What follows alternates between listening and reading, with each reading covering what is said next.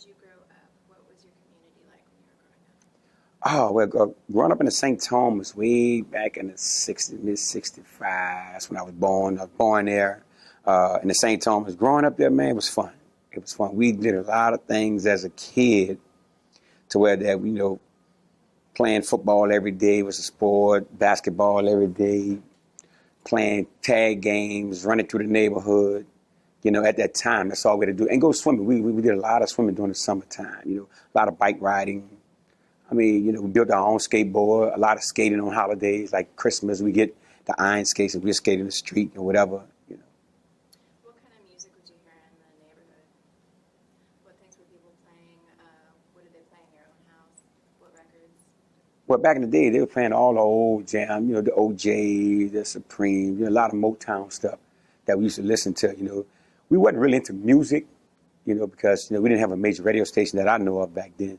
But, your mom had your little component set with the 45s or the big albums, whatever. And they just played the good music. We just, you had TV, but we didn't watch TV all day because we was outside most of the time. And you had live bands. You used to play, in our neighborhood, we had a band. They used to play for the neighborhood, They used to have talent shows. Police department put on talent shows back in the days. And then you display your talent. So that's where our part of music came from, for doing the talent show wise. That's when they had the big citywide talent show, so that was a big part of society. Well, they would hold inside the project. The police would get a big major traveling stage, and they would set it up either at the major playground or inside of a front courtyard. And they would just do the big talent show from there. Whoever signed up, you do your audition, weeks in advance or whatever, and then you display your talent, maybe 2-3 months later. So that was a real major event back in the day. Citywide New Orleans Police Talent Show. What's your first memory of making music yourself?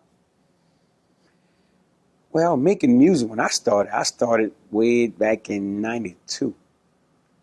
But if you can go a little further than that, when I used to listen to music when I was in college, I used to do a lot of beatboxing on a microphone and, doing what the average kid was doing in college at the time when the Fat Boy was out, or Crush Groove was out, we was imitating them. So I believe that's my first sound because I can do sounds, like that. I used to copy them all the time. So that's my first sound of music, as far as me doing it and doing it live on the mic, that people remember me in college, what I used to do at the end of parties, So that was my first touch of it. And then the influence of T.T. Tucker. I knew Tucker when he was a youngster. Matter of fact, I taught him football. He was the running back in the days, And never thought he wanted to do music when I was in college. Never thought he wanted to do music. But when I was graduating, a friend of mine gave me a tape of Tucker. And, back then we DJed in the project a lot of time before I went on to college and come back every holiday I come back and I still be DJing.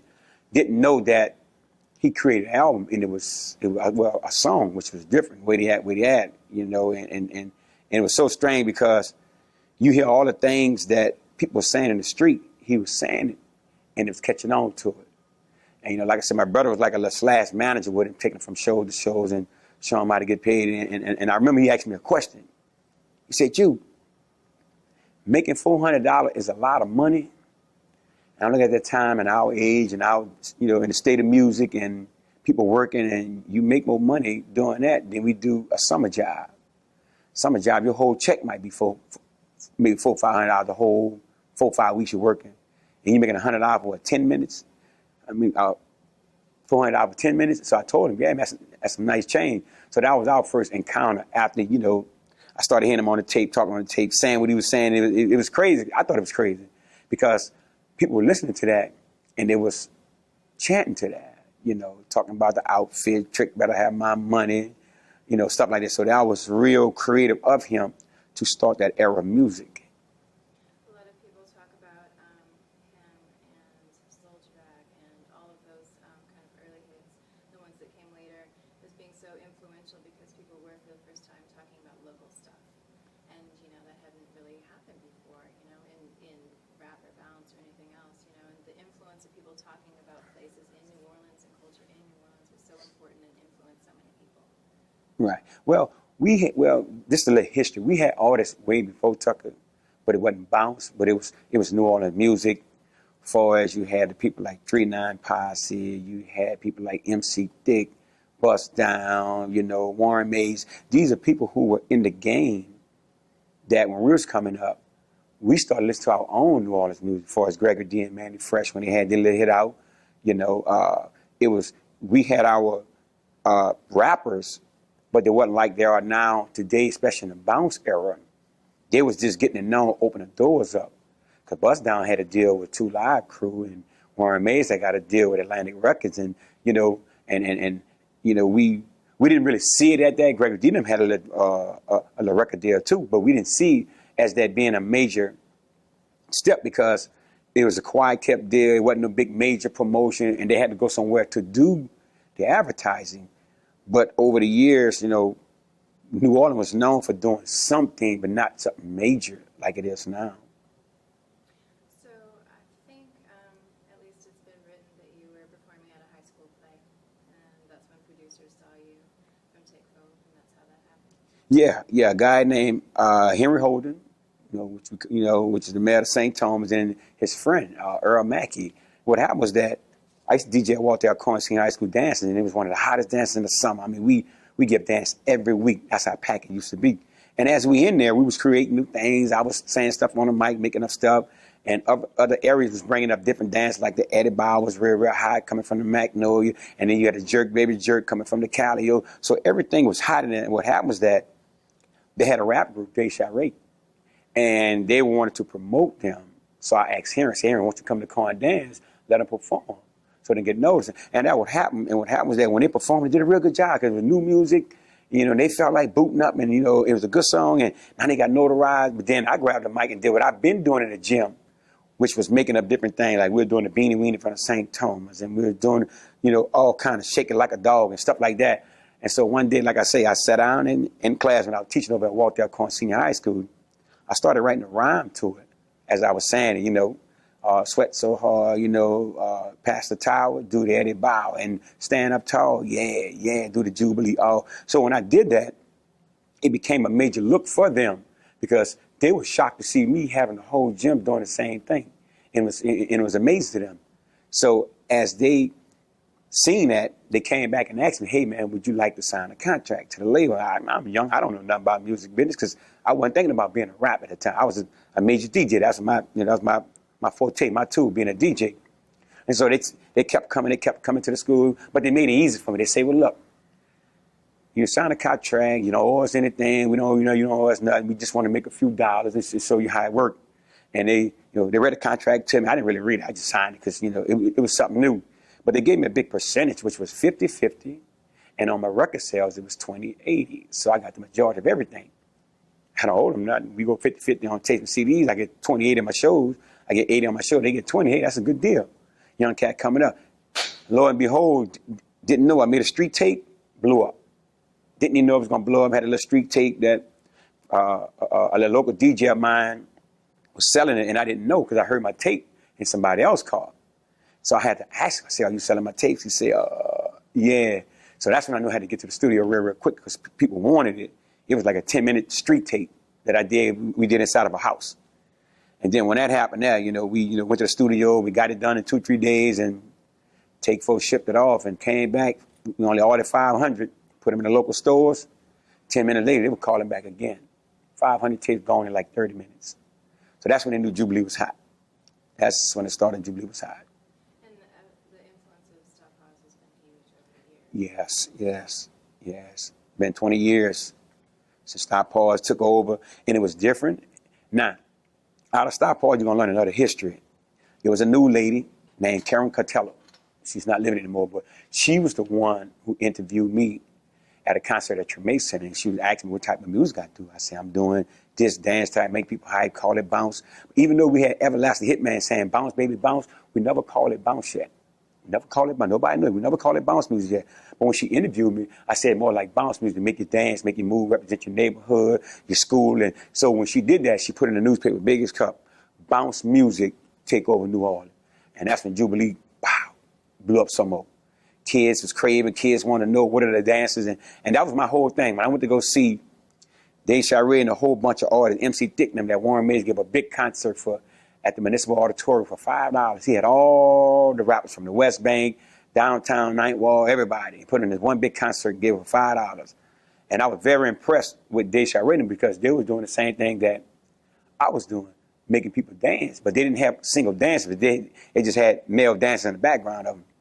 And so when that happened there, that's when I knew I had something special for as the dance-wise. And that's when, like I said, when I put all these dancers on one song, it took off. It just had every kid, every school, high school, club, talent show, even the band wanted to do it. So when they did that, that's when Jubilee really hit the market. That's when bounce was really created. We weren't saying bounce, what Tucker was saying. We were just saying, just that music. So when that label came to, a lot of people don't know that. Every time I tell that story, they'd be surprised where it come from. And it came from the newspaper. That's how bounce really got its word, bounce music. What about DJing? Let's back up for a minute. What really about DJing interested you, made you want to follow that route?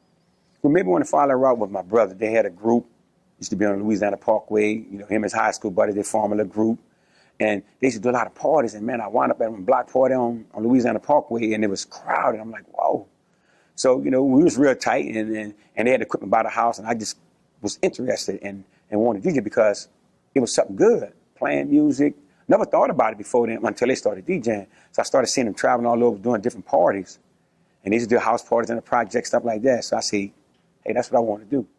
So he bought me a little Capone set, Sansui, with some 2 little speakers, real powerful. And I was DJing, clicking the button, channel 1, channel 2, channel 1, channel 2.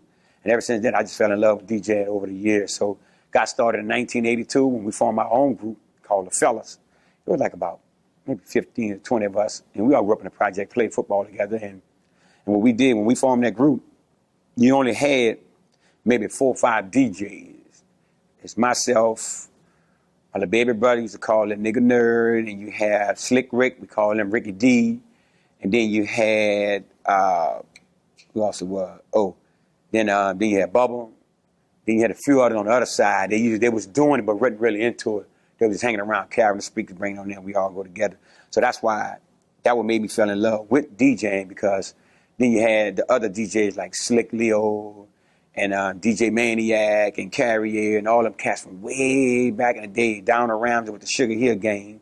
You had all them cats, and I used to go watch them DJing different projects, from the Magnolia to the Desire to the Iberville. So I was there following them everywhere they go, to the Superdome dancer, and that really made my passion for the music and see what influence it had on us. So that was my whole passion of being a DJ.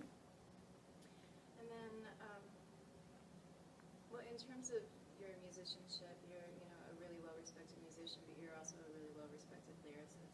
And one of your best qualities, I think, is your ability or your talent for creating these phrases that just catch on and then just become hugely influential.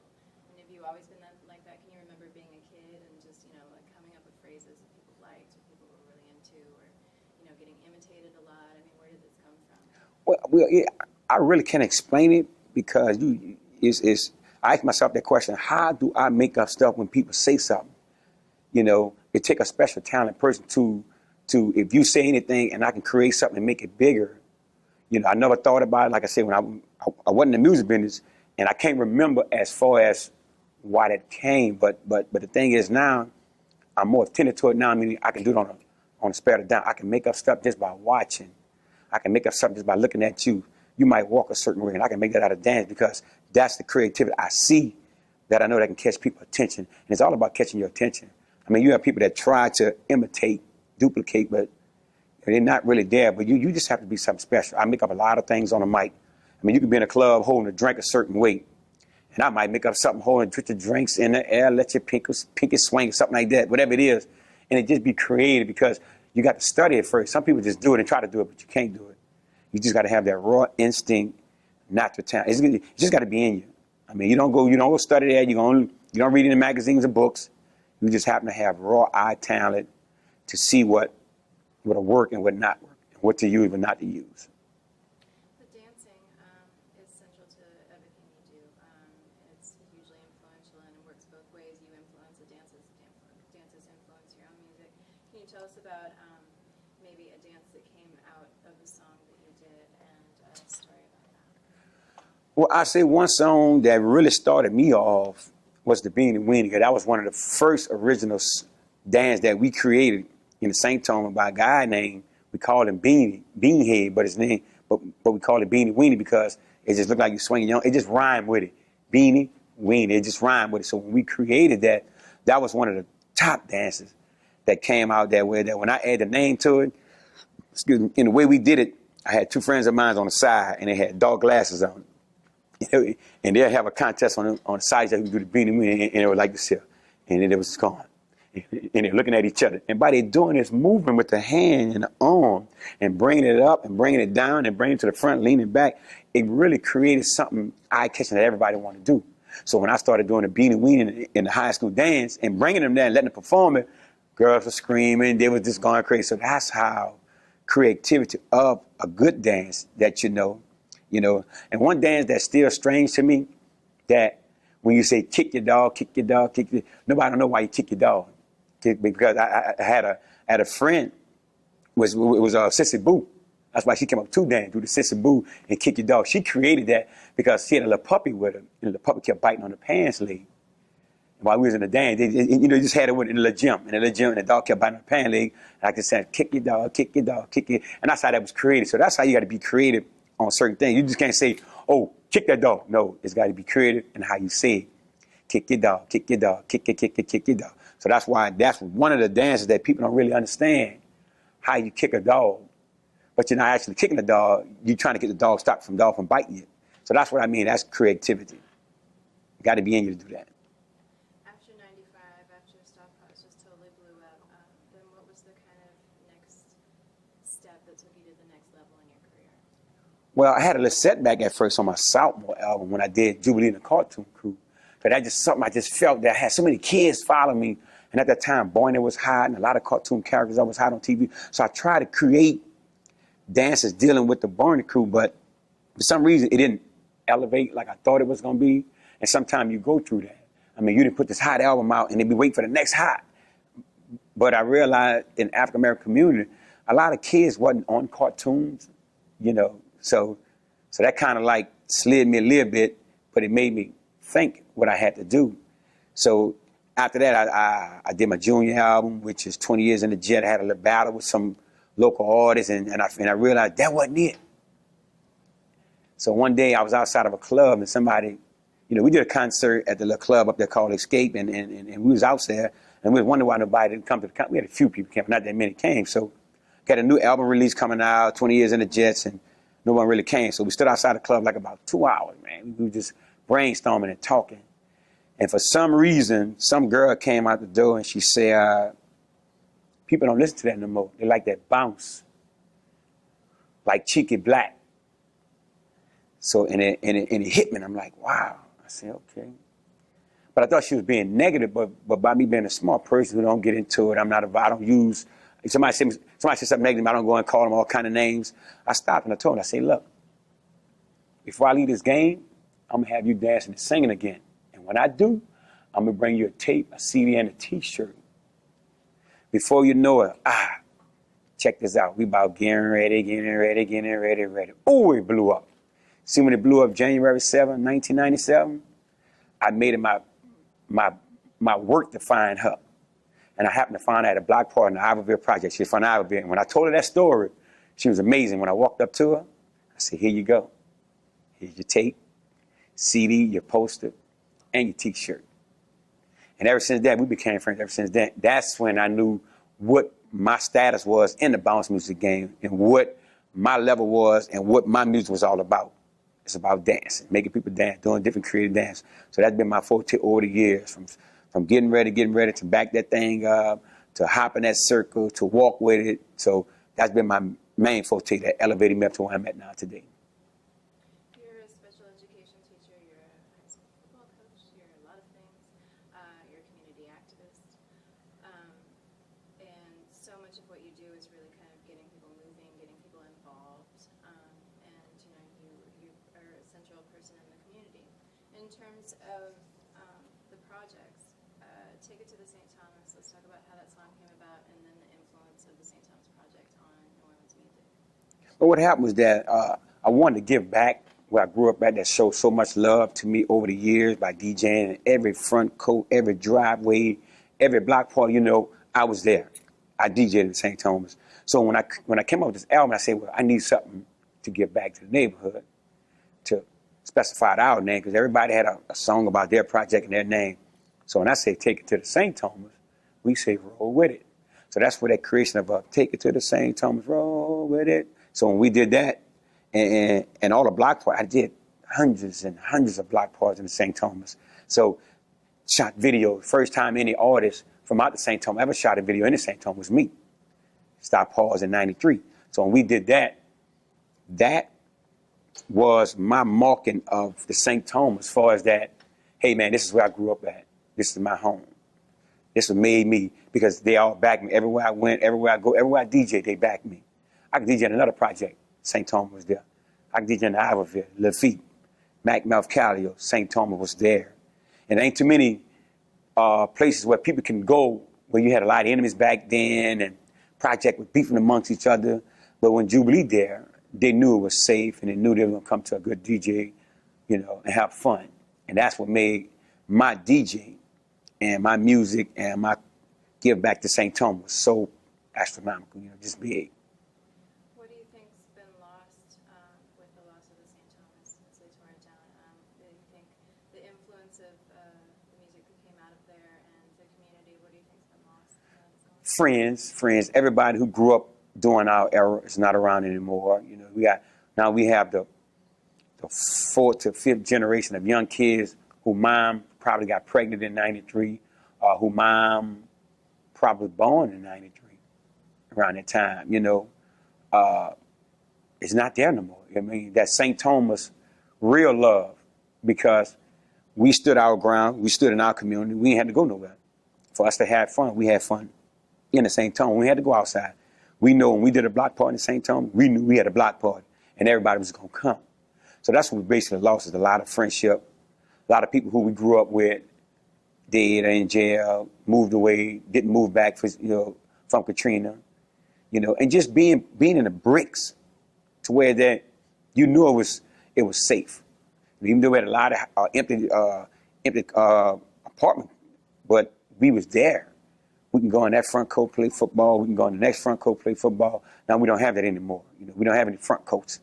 And we don't have any major streets where we hung out at, like on Fiel, which is Felicity Street, you know, which is Josephine, you know, which is Adidas Drive and stuff like that. We don't have that personal comfort place where we can hang and congregate like we used to without, you know, messing with anybody else in the next neighborhood, because that's what we did. We stood out all night long. We used to have something we used to call all-night flight. We went to sleep, step all night, and we know nothing was gonna happen. You know, we weren't gonna shoot or get killed or whatever. But now, since all that's gone and changed now, people move to different areas, different developments, and you know, it's gone. That's what we miss. In the name, you know, now it's River Garden, used to be St. Thomas. You know, we still gonna call the tent wall St. Thomas, whatever. But just knowing that it's the River Garden is not there anymore. So. You don't want to make it seem like you only made music back in the day. You've made music this whole time. Tell us about 2010 forward or another one if you're more recent. Well, I say that was going to be my next step, because I wanted to use that year, 2010, as 2010 was. And I had an album set, ready to go, got ready to go work with a couple producers, well, maybe one producer who I know that can do my music, and another two who probably can do it, but for some reason, they got sidetracked. Somebody got inside their head, and now they want to do their own thing, and people say, well, if you do this for me, we're going to blow up. And every time I got ready to go to the studio, I set a date to go to the studio. When I get there, everybody knows Jubilee going to the studio. I got tons of people there. And they around here hanging around, and they saying things. And I asked the guy, you know, hey, man, I thought it was my date. So when I felt, to me, in my heart, I just felt like I've been blackballed, meaning that Jubilee popular enough, I don't want to do any tracks for them. I understand, if I'm going to pay you, you're going to do tracks. You know, you do tracks for free for everybody else, but I'm willing to pay you because I know what I have. And it seemed like it's hard for me to catch up with you. That means you don't want to work with me. So that's why the fella 2010 wall didn't swing through. But I was able to get a couple of songs done, but not the ones I wanted, to get done to make the album. So that's where I'm stuck at right now. 2 years later, still no producer. I call him, ask him what he doing. You know, he always busy ripping around in and out of town doing stuff for other people, but, you know, that's just part of the business. That's been going on for a long time. I felt I've been blackballed, meaning that they know how popular I am, they know how hard I work in the studio, and they don't want to give me the studio. So I don't have my own studio, so I just leave it like that, make up things. I hear people use right now. You got people right now that will hear me at a DJ, what I'm saying, and go use it in their song and go by him and put it on an album. Or they'll call me, Jubilee, are you going to use that, what you call it? Come on, man. You know, you can have it because you're going to use it anyway. And why would you call me, then the next day it's on the album? Come on. You know, they already used. So that's what it is right now with me for the music business. I can do an album anytime because I don't get old because I'm still fresh out there doing music, still DJing from the Zulu Club to Club Makes On, the French Quarters. You know, I'm everywhere, so I'm still busy. Your shows at Republic especially have just attracted a lot of attention, and you get people from all over and people from all different walks of life in there who are just, you know, over the top excited. Yeah, I say this Club Republic has been a cornerstone of the last few shows, meaning that I think I did close to 40 shows in Club Republic. Just by them keep showing me love, and I keep asking them, I'm like, whoa, they still want me? And I'm booked again, got another one coming this week. So I'm there for like the 40, 50th time, and I did my 800 celebration there. When I did my 800 show, they showed me love, gave me a big birthday cake, and I did my 800 show there, which is good. So, you know, I just want to say big ups to the Republic, man. I mean, keep doing your thing. And they keep calling Jubilee, and I keep going. Obviously, it's going to be hard to do because you've had 800 shows or more. But is there one that you can remember that sticks out in your mind as one that is your favorite for whatever reason?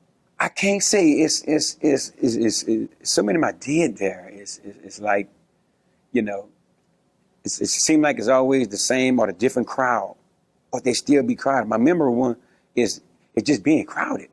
You know, when you know that you get ready to go. I tell you one that was shocking. I did 2 concerts at the Republic back to back. I did one for some high school kids that just graduated and had to come right back at 11 o'clock and do another whole show by myself. And I'm like, wow. And people came. So was very memorable there because, you know, doing back-to-back shows in a venue like that you just left out. They just put the kids out at 10 and you got to come back at 11 or 12 and do it again. And people actually wait around to 12 o'clock to get in to see you perform again. That's amazing. It's Jackson 5 style. Yeah, that's amazing. Doing 5 shows a day. Yeah, that's amazing. What do you think has been the influence of New Orleans bounce, New Orleans hip-hop, rap, everything in general on not only music in the South, but music all over the country? The different change of it, the different side of it, you know, the different elements that we keep bringing into it. You know, we done went from gangster to dancing to representing to the sissy bounce to just the whole 9 yards. And by them using the internet and you know, doing personal videos now, like back then we didn't have videos, like somebody you had to go pay tens and thousands of dollars to do a video. Now it press up a couple buttons and your own personal phone and you can make a video or iPad, computer, whatever. You know, that's been the one big reason why bounce music, it is where it is now. You know, I mean, some of it's good, some of it's not. You know, some of it eye-catching. You know, but my big thing is about the music. I look for the sale of the product.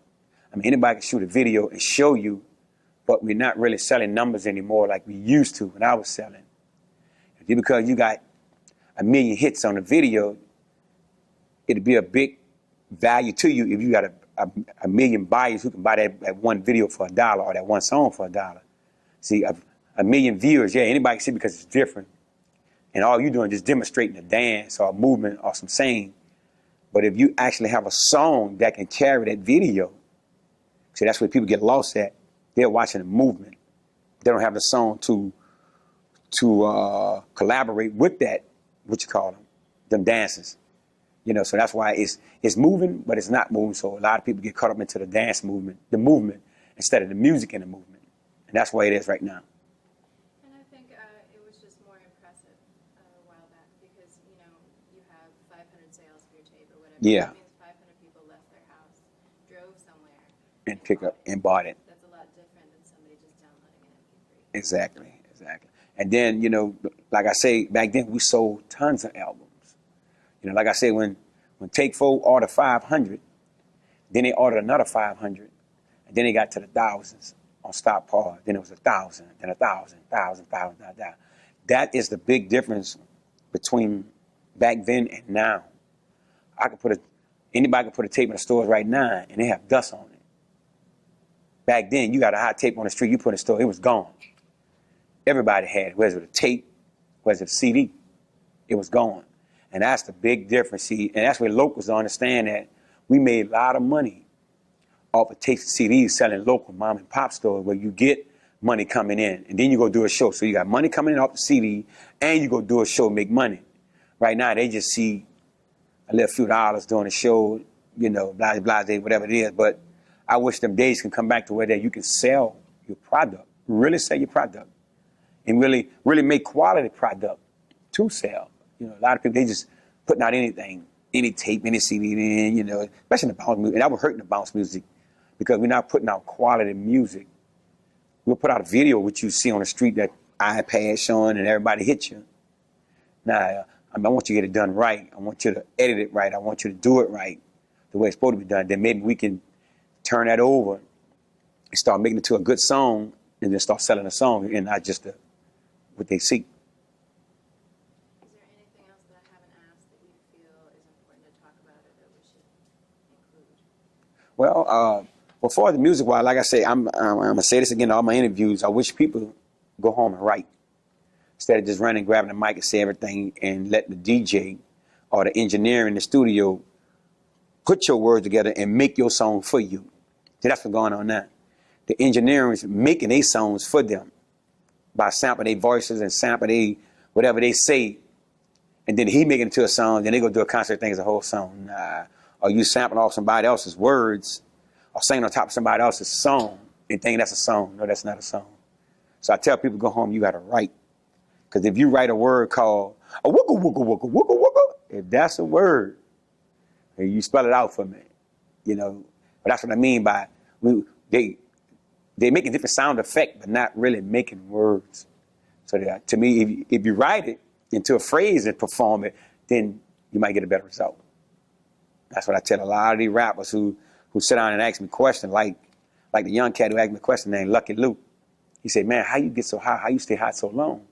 I say you got to be original. You got to create. You got to write. You just can't go out and grab a mic, which is he doing it the right way, but he don't have that hit yet. I told him you got to get a hit song. When you get a hit song, then people are going to start noticing you. And that's what a lot of the artists who out now, who's in the bounce music, you know, if you look at the PNC, you look at the Miss T, you know, the people who really got lyrics, you know, in their music, where you can sell a few, people can, you know, go to and enjoy it. You know, but like I said, New Orleans changed. You got to change with it sometimes. Sometimes you know, you get lost in it like me. Right now I'm kind of lost in it because I don't want to follow that path of what they're doing because it's not selling. I'm more of a person. If you sell something and people go buy it, they truly do love you because they went out and go get it for you. So that's putting food on your table. Not just putting it on video and everybody getting you hits and you ain't getting nothing. So that's the big difference right there. People go and buy it. Colin, do you have any questions?